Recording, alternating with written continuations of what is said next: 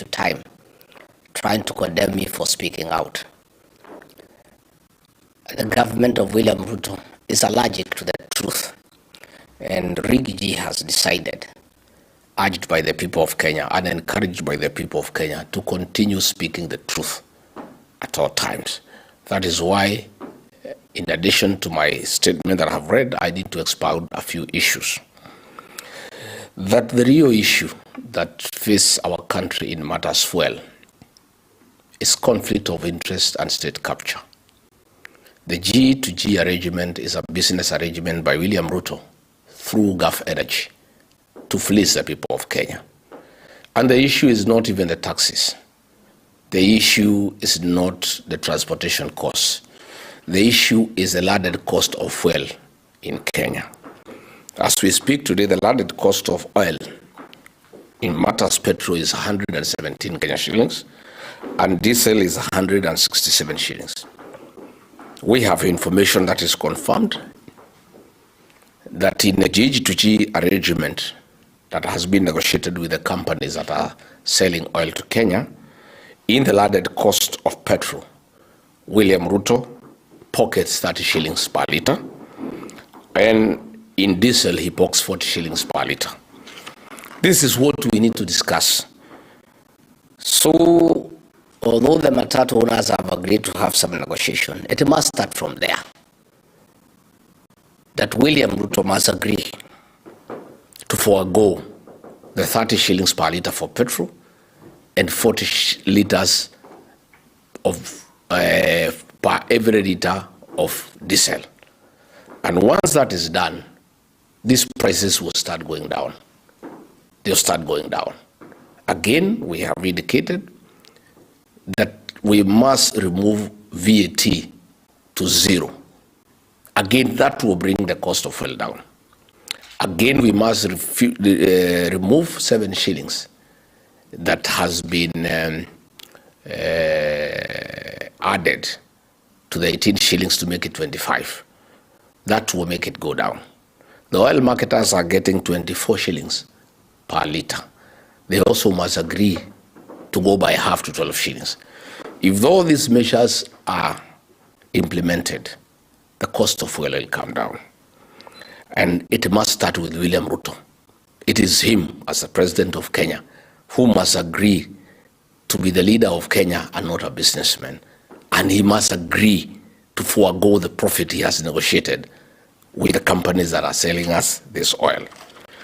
We also must come not just the issue of cost, but the quality of fuel. Ideally, the fuel that we are supposed to buy at this price is supposed to have 5% milligrams per litre of fuel in matters sulfur. But what has been brought has 60 milligrams of sulfur per litre. This is bad fuel.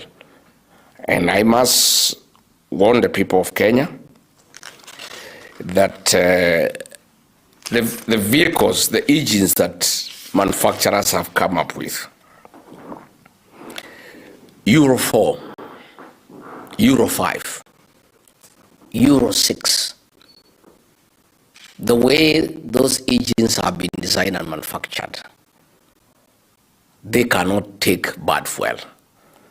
And I want to warn the people of Kenya, even if these prices are brought down, they must demand that this bad fuel must be removed from the market, because these vehicles will have a knock in a few weeks.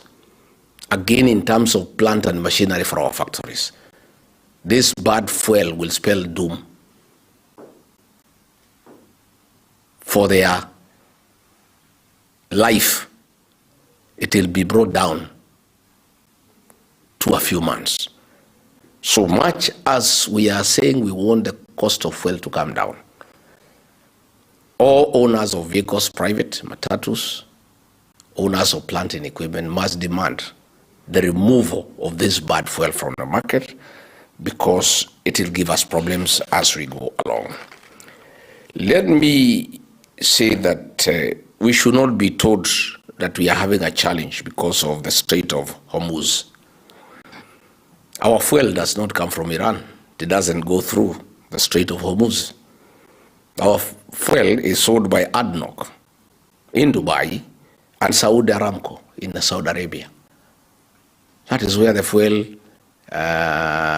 is processed, and therefore this story that we are having a challenge because of the Strait of Hormuz is hot air.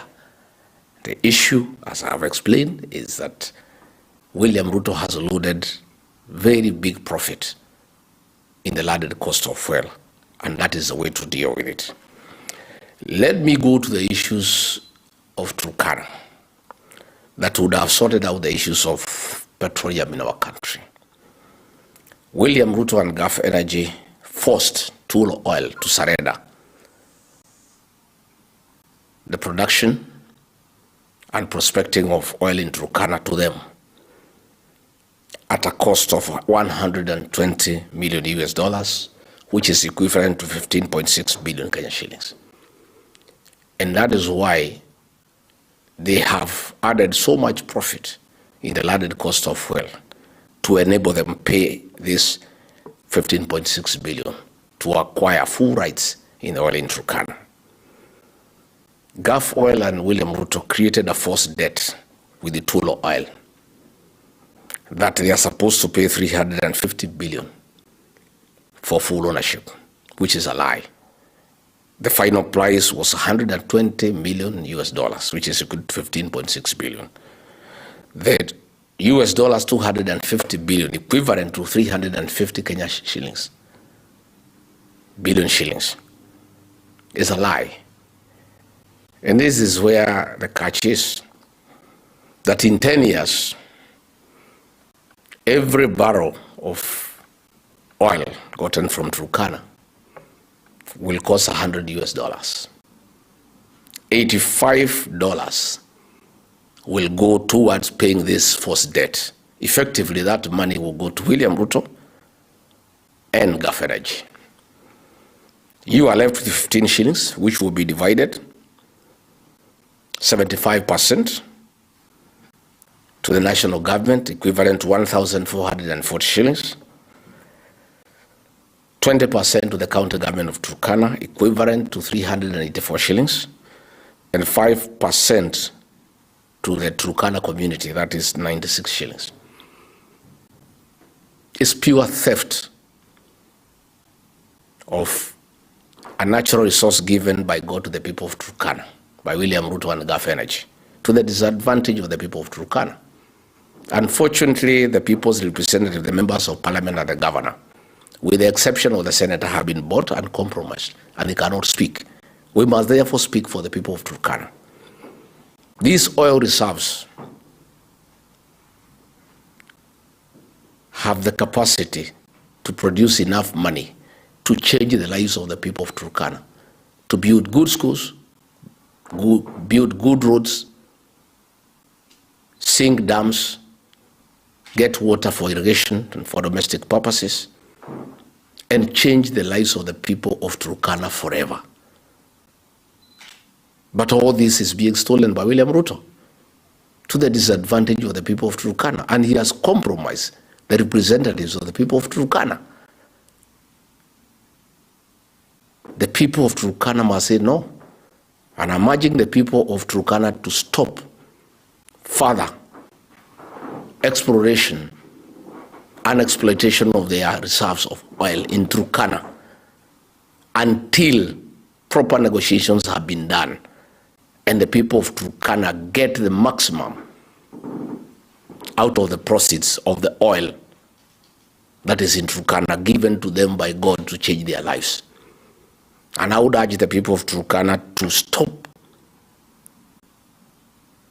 this exploration until there is change of government next year, where they can sit down with the new administration and negotiate a good package that will change the lives of the people of Turkana. It cannot be that a natural resource given free of charge by God to the people of Turkana will benefit William Ruto and Gulf Energy. It's unacceptable. And the people of Turkana must say no. And I urge them not to fear. They must be like the people of Ikolomani in Kakamega. When William Ruto got some people to go and harvest their gold without adequate compensation to the people of Ikolomani in Kakamega, they stopped it. People organized themselves and said no. And this is what I'm urging the people of Turkana to do. I know I'll be accused of incitement. I'm guilty as charged. I have a responsibility to speak for the people of Turkana. They cannot allow William Ruto to take their oil and go with it, when this oil and its proceeds can change their lives forever, to get good schools, good roads, water, good hospitals, and change Turkana to be another Dubai. The people of Turkana must rise up to the occasion and say no. Finally, let me say I've heard Hassan Omar of UDA saying that people have been radicalized, and asking what people have done to William Ruto, or what William Ruto has done to the people. I want to say, Hassan Omar, you are the ones radicalizing the people of Kenya. When you ask Churchill to kill the matatu industry and replace it with BTR buses, what are you doing? That is radicalization. The matatu industry employs many people. Many Kenyans have invested in the matatu industry. And you are issuing a public statement asking the Minister for Transport to kill the matatu industry and replace it with the BTR. You are actually radicalizing the matatu owners, the drivers, the touts, and all the people who work out a living from the matatu industry. You are asking what William Ruto did to people of Kenya, why they are so angry. You should know because you live in Kenya. He abducted and killed their children. People are still in pain. He has levied taxes that are unreasonable to the people of Kenya. He has refused to pay pending bills to the people of Kenya. Their properties are being auctioned. He has made bribery a way of life. He is mocking Kenyans by displaying millions of shillings in public when people have no food on the table. That is what William Ruto has done to the people of Kenya. If you didn't know, I heard you ask that question. I have that answer for you. And you're asking why people are radicalized. It is the government that is radicalizing the people. The kind of statements of Pio Wadai and John Badi are making, the so-called experts, are radicalizing the people of Kenya. And they will be radicalized because that is the way the government wants things to be done. Let me, again, it's my very wish, respond to Kipchumba Murkomen. I've heard him. At any one time, there's a problem in Kenya trying to bring President Uhurukenyatta and rigathigachagua. Kipchumba Murkomen, for the record, Uhurukenyatta is not the president of Kenya. William Ruto is the president of Kenya. The buck stops with him. He cannot blame Uhurukenyatta for mismanaging the country, for destroying a country that was up and running. President Uhurukenyatta handed over a country that is working, with a working education system, working health system, with a country that was secure. 4 years down the line, there is no country. You keep on blaming President Uhurukenyatta, and you are asking matatu owners, why didn't they go on strike when Uhurukenyatta was president? When Uhurukenyatta was president, fuel went only to 135 shillings. We are now over 240. The people of Kenya know the difference. And again, Ruto is president. Let him run the country. And you cannot keep on anytime there is a small problem. You start comparing the reign of Uhurukenyatta and William Ruto. President Uhurukenyatta told the people of Kenya that his then deputy could not be trusted to run a country. We disobeyed him. We refused to buy that argument, I included. We are now paying for that. Uhuru knew because he had stayed with him. So Kipchumba Murkomen, leave Uhurukenyatta alone. He is not the president of Kenya. Uhurukenyatta is retired. Let Ruto carry his cross. He has mismanaged the country.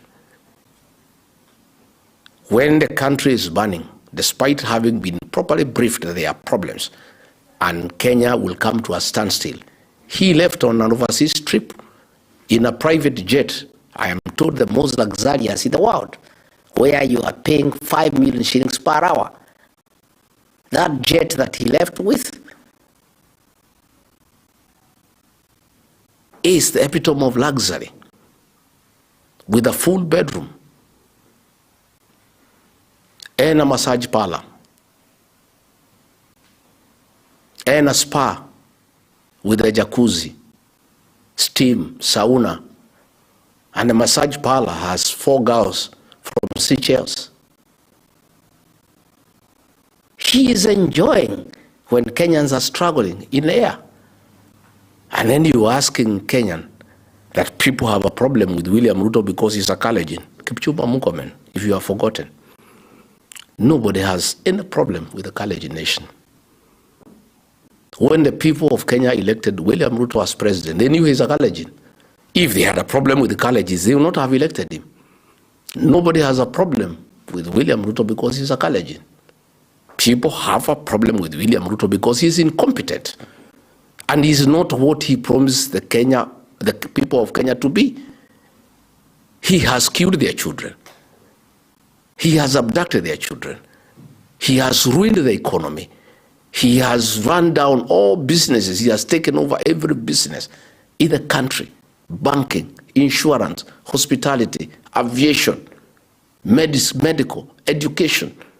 He is in competition with the Kenyan people for businesses, and he has run out all Kenyan businesses from business. So when you come and tell us that people did not oppose Uhuru-Kenyatta, they are opposing William Ruto because he's a Kalenjin. When we elected him, we knew he was a Kalenjin. And nobody has a problem with the Kalenjin nation. It's a very dignified community with good people. People with proven track record who have served this country with this distinction. People don't have a problem with the Kalenjin nation. They have a problem with William Ruto. It's unfortunate he's a Kalenjin. There's nothing we can do about it. But don't tell the people of Kenya that.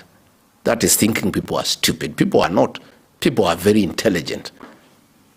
And you cannot trivialize such a national crisis into tribalism.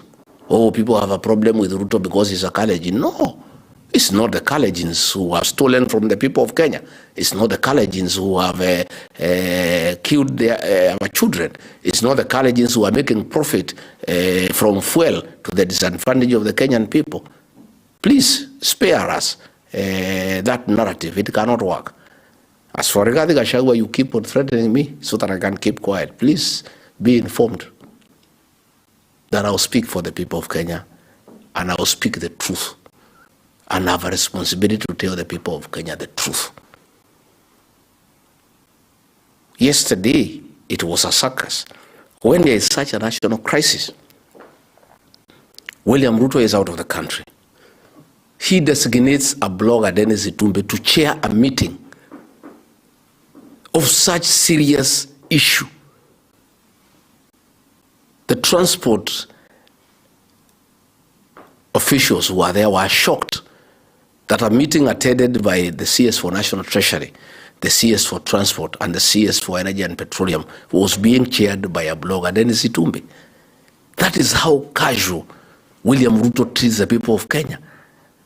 When the whole country is at standstill, the economy is paralyzed, nothing is going on in the country, he has the audacity to designate a blogger to chair a meeting to unlock the crisis.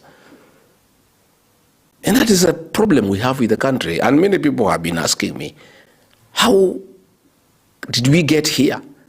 And I have told them, William Ruto surrendered the leadership of the country to a blogger called Genz, a standard 2 dropout called Oscar Sudi, a standard 6 dropout called Farouk Kibet. Those are the people who run the country. Kindiki was in the country. He was not asked to chair the meeting. He's just another flower girl. The president doesn't think much of him. He asked Genz to go and chair the meeting. And that is what has been happening. And yesterday, principal secretaries and CEOs from the mountain called me crying that Genz is harassing them to raise a billion shillings to fund the Olkalao by-election. And every PS from the mountain has been forced to produce 20 million shillings to go and fund Olkalao by-election. Every CEO from the mountain has been asked to give 30 million shillings to fund the Olkalau by-election. And they are crying because they had to borrow similar amounts for the Bere by-election. Because these PSs and CEOs are arguing that ordinarily they would look for this money from contractors, but they cannot. William Ruto is the one who gives all the businesses to their state departments and their state corporations and deals with the contractors directly. So these PSs, these CEOs cannot ask for money from any contractor because they are dealing directly from William Ruto. So from Bere, they had to borrow the money from their friends. They are yet to pay. Now they are being intimidated. Dennis Itumbi has summoned them to an office. And you can't believe it, that the office that was purchased by government for retired President Mwai Kibaki, the third president of the Republic of Kenya, the greatest president Kenya has ever had, that office where Kibaki used to sit is where Dennis Itumbi is sitting. He is sitting on the chair Mwai Kibaki was sitting on. He is using the office that was being occupied by Mwai Kibaki. What disrespect to Mwai Kibaki and to the people of Kenya, that a blogger has been allocated the office that was occupied by the third president of the Republic of Kenya. And that is where the PSs and the CEOs of parastatals are being summoned by Dennis Itumbi. And he calls the president and puts him on speakerphone and says, I have told them your message. They are preparing. There's a lot of intimidation. PSs are crying. CEOs of parastatals are crying because of the level of extortion by William Ruto through Dennis Itumbi to fund by elections in the mountain.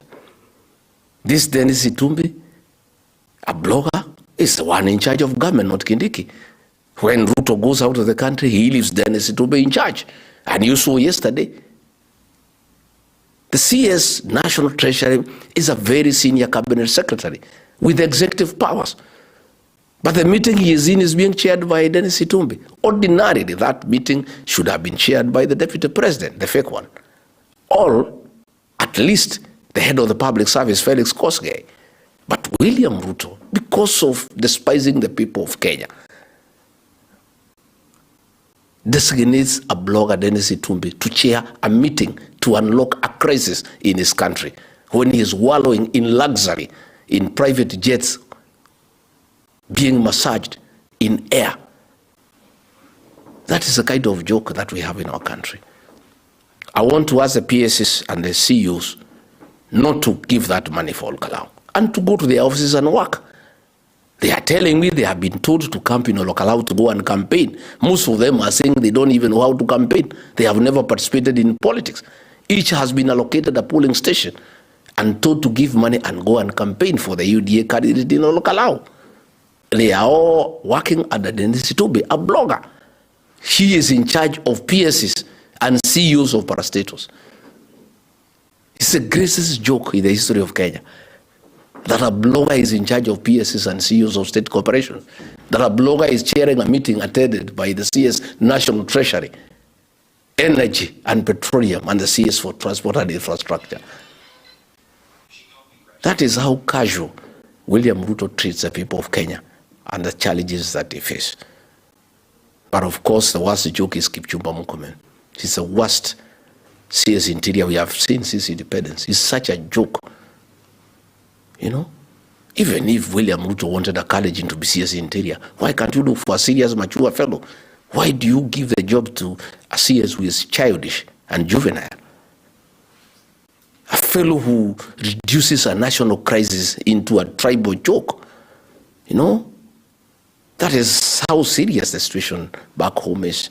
So let me ask the officials of the transport sector who have said they will negotiate with the government. I hope they will not be compromised. I hear yesterday Dennis Itumbi tried to give them 500,000 shillings. 7 of them, they refused. I hope they have not been given more. I want to give them the benefit of doubt and believe they have not been compromised. Let them go to these negotiations with an open mind. First, they must demand that the bad fuel, the low-quality fuel, must be removed from the market. They must demand that William Ruto must forego his profit. They must demand that VAT must be brought to zero. they must demand that the 7 shillings for fuel levy must be removed. If they do that, fair enough, we proceed. If they are compromised and agree that everything is okay, if they'll be contented with the 10 shillings, then our sales on coming back, we'll have to consult with the other leaders in the United Alternative Government and decide the way forward for the people of Kenya. So I needed to talk about those few things because it's important that we let the people of Kenya know what is happening. And I really urge the people of Turkana to wake up and say no. They cannot allow theft of a God-given natural resource that would have benefited the people of Turkana to benefit one William Ruto and his company, Gulf Energy. It is immoral, it's unacceptable, and all Kenyans must support the people of Turkana. Thank you very much. Asanteni sana.